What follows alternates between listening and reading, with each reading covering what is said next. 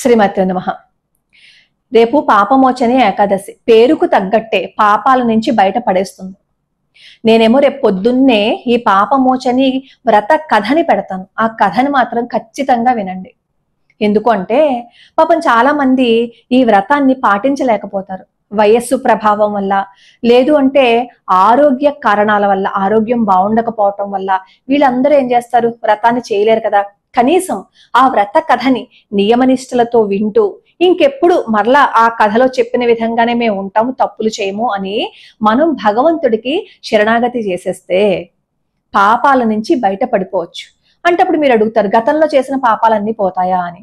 చేసిన పాపాలను అనుభవించాలి, కానీ ఎప్పుడైతే భగవంతుడి పాదాలు పట్టుకుని ఇంకెప్పుడు నేను ఈ తప్పు చేయను, నేను ఎప్పుడు ఇంక పాపం చేయను అని చెప్పి అనేసి మనం ఇంకా అప్పటి నుంచి నలుగురికి సహాయపడ్డము, తప్పుడు మాటలు మాట్లాడకుండా ఉండడము, ఇంకొకరిని ఏడిపించకుండా ఉండడం, ఇవి చేస్తే మనం చేసిన పాపకరం ఏదైతే ఉందో దాని ఇంటెన్సిటీ నుంచి మనం తప్పించుకోవచ్చు అనమాట. అంటారు కదా, గోటితో పోయేదాన్ని గొడ్డల దాకా తెచ్చుకున్నా ఉంటారు. ఇప్పుడు ఇలాంటి మంచి పనులు చేయటం వల్ల గొడ్డలితో మనం తెచ్చుకునేదాన్ని గోటితో పోగొట్టుకోవచ్చు అనమాట.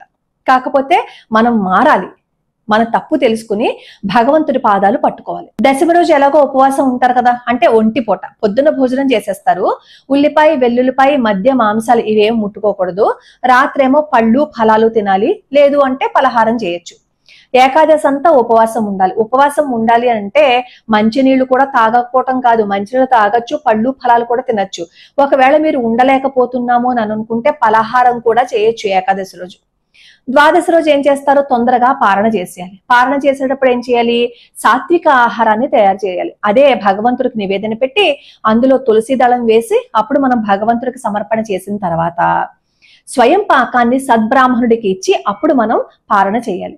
మరి సమయం అయిపోతోంది, సద్బ్రాహ్మణుడికి స్వయం పాకం ఇచ్చే వీలు ఉండట్లేదు. అలాంటప్పుడు ఏం చేస్తారంటే పొద్దున్న మీరు పారణ చేసేసిన తర్వాత సాయంత్రం దేవాలయానికి వెళ్ళి సద్బ్రాహ్మణుడికి మీరు స్వయం పాకాన్ని సమర్పణ చేసుకోండి. అలానే ఈ పాపమోచని ఏకాదశిని ఎవరైతే శ్రద్ధగా నియమనిష్టలతో పాటిస్తూ ఉంటారో వాళ్ళకి ఎన్ని పాపాలు పోతాయి అనేది ఆ వ్రత కథలో ఉంటుంది.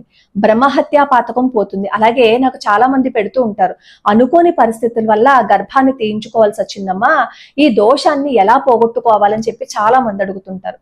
ఈ అబార్షన్స్ చేయించుకున్న వాళ్ళు కూడా ఈ వ్రతాన్ని కనుక పాటించినట్లయితే ఆ పాపం నుంచి బయట పడిపోవటమే కాకుండా ఇకపై మనం తప్పు చేయకుండా ఎవరికైనా నలుగురికి సహాయం చేస్తూ చిన్నపిల్లలకి బట్టలు అవన్నీ ఇస్తూ ఉంటే మనం ఏదైతే గర్భాన్ని తీయించుకున్నప్పుడు వచ్చిన దోషం ఉంటుందో దాని నుంచి మనం బయట పడగలుగుతాం అనమాట.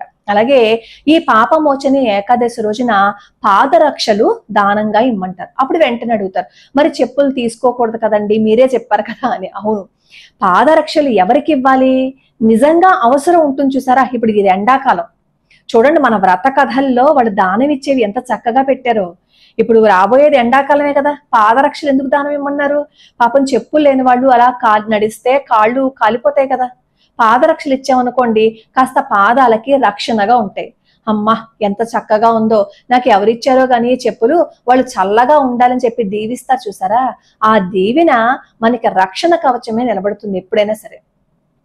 అవసరంలో ఉన్న వాళ్ళకి మీరు పాదరక్షలు రేపు దానంగా ఇవ్వండి. అలాగే సద్బ్రాహ్మణుడికి మీరు ఏకాదశి రోజు కానీ ద్వాదశి రోజు కానీ దేవాలయానికి వెళ్ళి స్వయం పాకం ఇవ్వడం మాత్రం మర్చిపోద్దు. ఎప్పుడైనా సరే స్వయం పాకం ఒకరికి సరిపోయేది ఇవ్వకూడదు. మన తాహతును బట్టి, మన స్థితిని బట్టి స్వయం పాకం ఇవ్వాలి. మీరు నలుగురికి ఇవ్వదలుచుకుంటే ఖచ్చితంగా నలుగురికి ఇచ్చారనుకోండి ఆ ఇంట్లో అందరికీ సరిపోతుంది. మేము నలుగురికి ఇవ్వలేమండి, ఇద్దరికి మాత్రమే ఇవ్వగలము అని అనుకుంటే కనీసం ఇద్దరికి సరిపడే స్వయం పాకాన్నైనా ఇవ్వండి. స్వయం పాకం ఇచ్చేటప్పుడు అందులో దక్షిణను మాత్రం పెట్టడం అస్సలు మర్చిపోవద్దు. దక్షిణ సహితంగానే మనం స్వయం పాకం ఇవ్వాలి. మరి ఏకాదశి రోజు పూజ ఏ విధంగా చేయాలి? ఏకాదశి రోజు పొద్దున్నే స్నానం చేస్తాం కదా. ఒకవేళ మీరు ఏకాదశి రోజున పైనుంచి తలస్నానం చేసేస్తే, తలస్నానం చేయడం అంటే రుద్దుకోవడం కాదు, మామూలుగా స్నానం.